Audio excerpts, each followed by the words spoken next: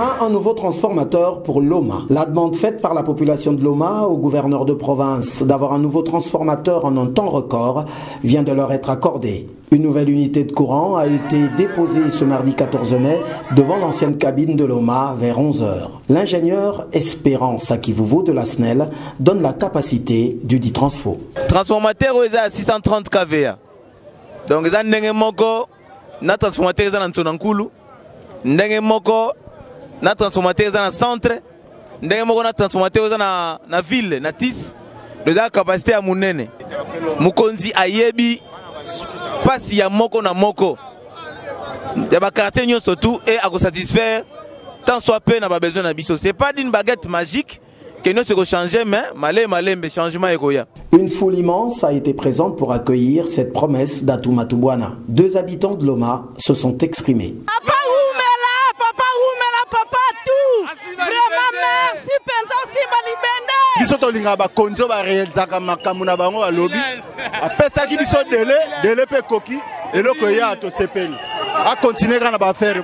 À l'arrivée de ce transfo à Loma, y étaient présents les députés provinciaux Nsimba et Bungalo. Certes, le transfo est là, il reste la seconde paire de manches, celle de son installation. La population de Loma doit encore prendre son mal en patience avant de voir le délestage quitter définitivement leur quartier.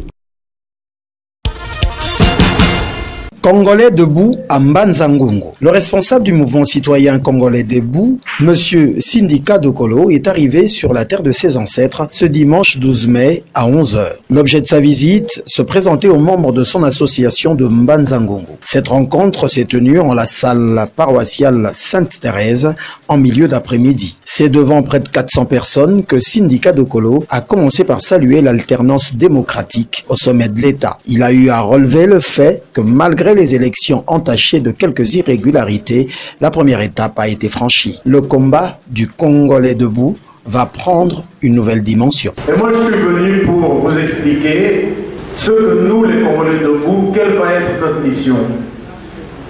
Ça n'est pas terminé. Nous sommes mouvement citoyen.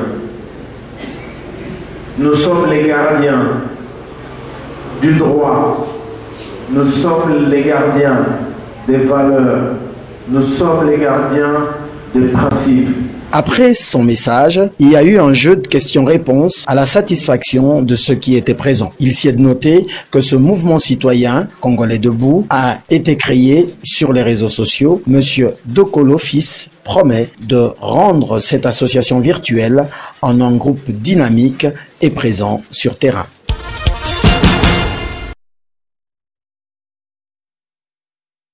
La journée internationale des infirmiers a été célébrée cette année, un jour avant la date prévue. C'est dans la salle Kira que s'est tenue cette manifestation. Le président de l'ordre des infirmiers de Mbanza-Ngungu, dans son adresse, a circonscrit l'événement. La partie intéressante de son discours a été quand Pascal Dissongamvila s'adresse au président de la République pour présenter difficultés et proposer solutions. Nous sollicitons au président de la République par l'intermédiaire de son Excellence, Monsieur le Gouverneur, la révision de nos conditions de travail et qu'un salaire de 100 et une prime de risque conséquente nous soient accordés.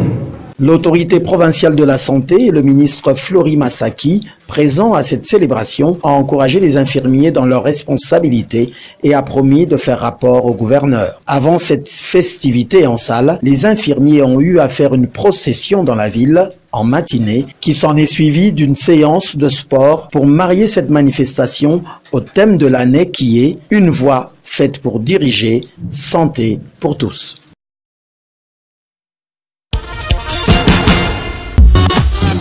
La société cosmétique Shalina en campagne sur l'hygiène corporelle. Représentée par son délégué du Congo central et du Grand Bandundu, M. John, et du chargé du commercial, M. Jérémy, la Shalina a tenu une conférence à Mbanza-Ngungu ce samedi 11 mai à l'espace Nossi. Cette occasion a permis au conférencier Jérémy d'expliquer le combat que mène cette société pour lutter contre les maladies de la peau et celles des mains sales. Shalina met à la disposition du public ces produits qui viennent solutionner à ce problème. Malade des côtés dans la maboko, ce qui est côté dans la monoko, et qui provoque malade neti ba diarrhée, kosanza, ba fièvre.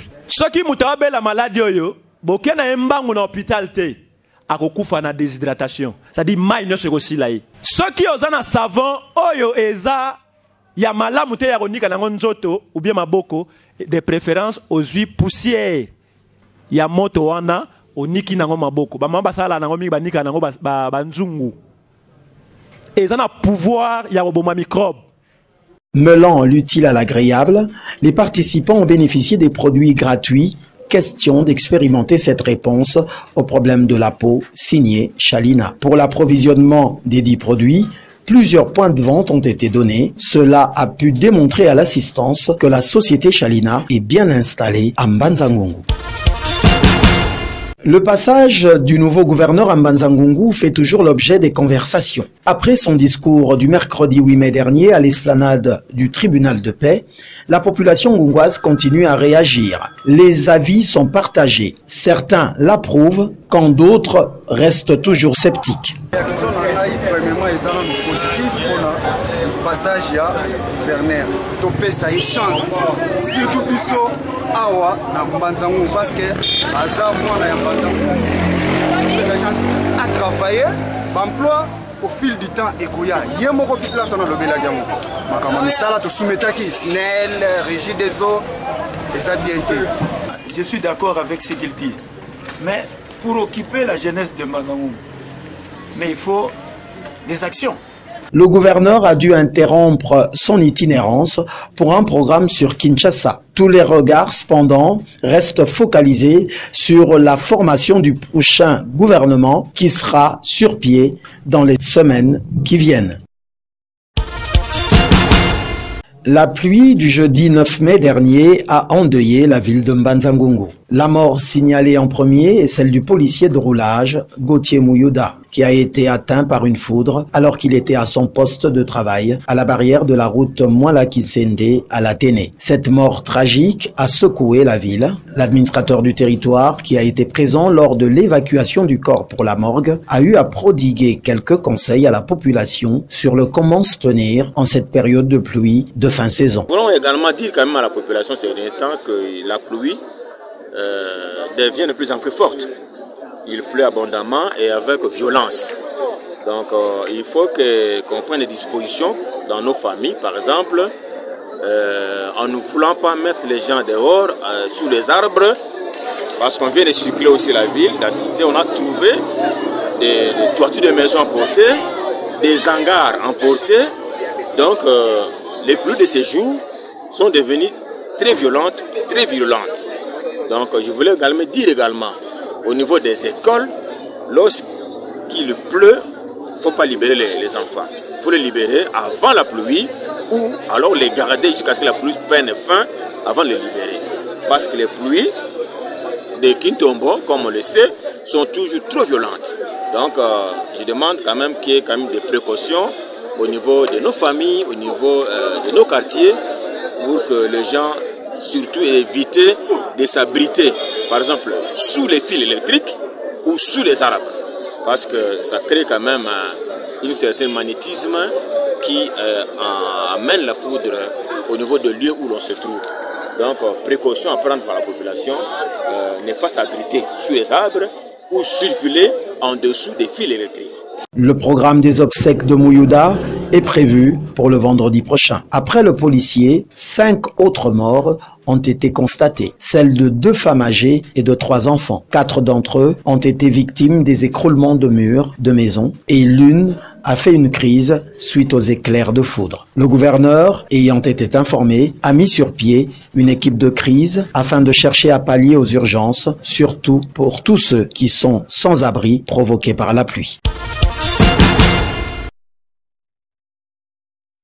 Le football au centre de l'action sportive des étudiants de l'ISP. Le gouvernement des étudiants de l'Institut supérieur pédagogique de Mbanza-Ngungu organise un tournoi de football dénommé Challenge DG. Ce championnat met en aux prises les différents départements de cette institution universitaire. Le ministre des Sports du gouvernement des étudiants donne l'objet de cette messe du football. L'objectif, c'est de mettre ensemble les étudiants, parce que c'est de promouvoir aussi les sports au niveau de notre institution qui est l'USP. Donc c'est vraiment pour que nos amis puissent se détendre au niveau du sport qui est le foot. Le premier match s'est déroulé ce dimanche 12 mai et a opposé le département d'informatique à celui d'histoire. Les informaticiens ont écrasé les historiens avec un score fleuve de 6 buts contre 1. Ce challenge DG prendra fin le 30 juin prochain.